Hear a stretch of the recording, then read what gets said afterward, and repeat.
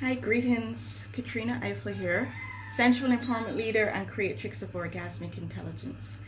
So this video today I'm bringing to help those women who have chosen to purchase a Yoni egg, and it's a guidance video which teaches you how to test your pelvic floor muscles for tonicity, because using a Yoni egg is not always safe for all women, okay?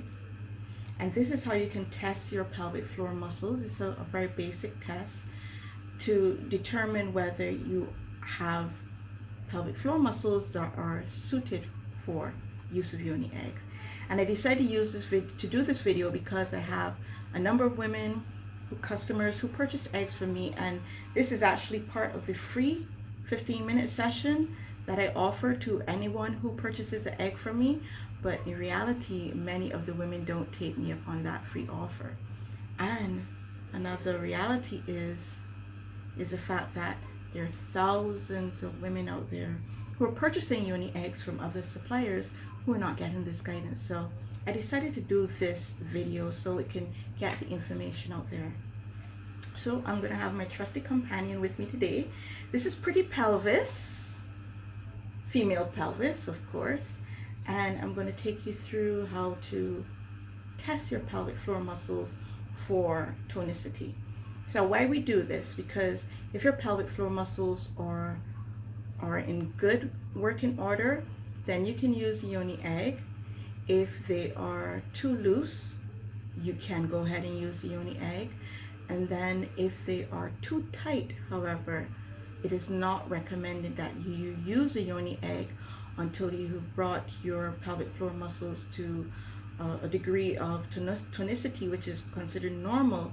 Then you can use the Yoni egg, because if you use the Yoni egg when your pelvic floor muscles are too tight, you can cause added pelvic dysfunction.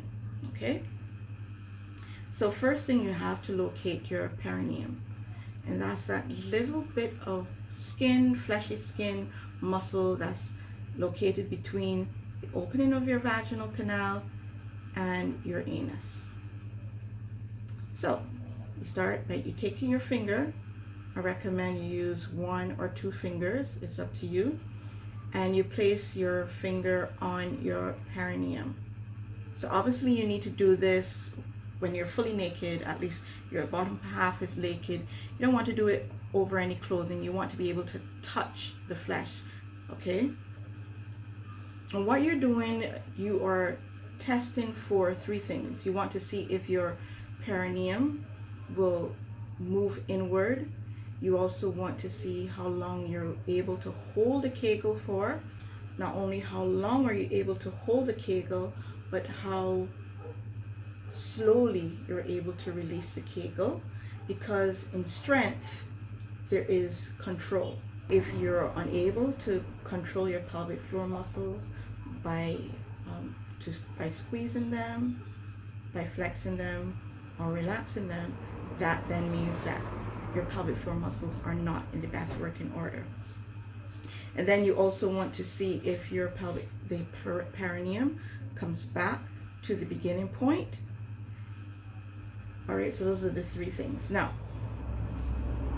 if your perineum does not, after you've done the Kegel, when you do the Kegel, your perineum is going to descend inward, and it's not going to be a vast move. It's not going to be a great descent. It's going to slightly descend inward, and then when you release the Kegel, it's going to come back out. So if it comes back to the beginning point, your pelvic floor muscles are fine. If they go beyond, if it releases and goes beyond the starting point, that means your pelvic floor muscles need some strengthening. However, if your the perineum stops before it gets back to that starting point, then I repeat, do not insert a Yoni egg. You can contact me for guidance to how to relax your pelvic floor muscles to a normalcy again, or contact your physio therapist who specializes in female pelvic floor muscles. Okay, So how do you test the starting point? Some people use one of two methods. You may put your finger on the perineum, and then as you do the Kegel, the perineum, you can follow with your finger, your perineum going inward, and then you follow it back to the starting point. Now, some of you may not be able to determine, well, where was my starting point if you follow your finger in and out. Some are able to detect that better than others. Another method is you keep your finger at the starting point, so lightly rest your finger on the perineum, and then as you do the Kegel, your perineum descends inward, and you leave your finger at the starting point, and then when you release the Kegel, you'll be able to determine if it comes onto your finger, which means it's come back to the starting point, or if it pushes against your finger, that means it's gone beyond the starting point, or if at full relaxation you do not feel your perineum come back to your finger, that means that your pelvic floor muscles, that last one, means that your pelvic floor muscles are too tight, and once again, you should not use the Yoni egg. So to do this test, you need to do a Kegel, and I'm going to instruct you how to do a Kegel correctly. You're going to hold the Kegel, or attempt to hold the Kegel for 6 counts, and then attempt to release the Kegel slowly for 6 counts. This, and I just want to repeat, this is the only time that I would recommend that you actually engage a Kegel and hold, okay? Normally, you engage a Kegel and release just like normal breathing. At no time other than this would you need to hold your Kegel, okay? So to do a Kegel, you start by taking a deep breath in, and you want to bring that air down to your lower diaphragm, and then as you release the breath, that's when you're going to engage the Kegel. So in releasing the breath, you're going to squeeze your pelvic floor muscles, you're going to engage your lower abs, and you're going to pull that movement up towards your heart. So it's a squeeze and lift movement as you exhale the breath. And then when you inhale the breath again, you release the Kegel. So you release your abs, release your pelvic floor muscles, and just relax, okay? So remember, when you start the Kegel, you start with a deep breath in before you actually do anything, and on releasing the breath, exhaling your breath, you squeeze your vaginal muscles, your pelvic floor muscles, engage your lower abs, and pull that movement up towards your heart. And when you inhale the breath again, you release everything, okay? So we're going to go through it. So take a deep breath in, placing your finger on your perineum, and as you exhale the breath, you're going to engage the Kegel for 1, 2, 3, 4, 5, 6. And release the Kegel as you take a deep breath in, 2, 3, 4, 5, 6.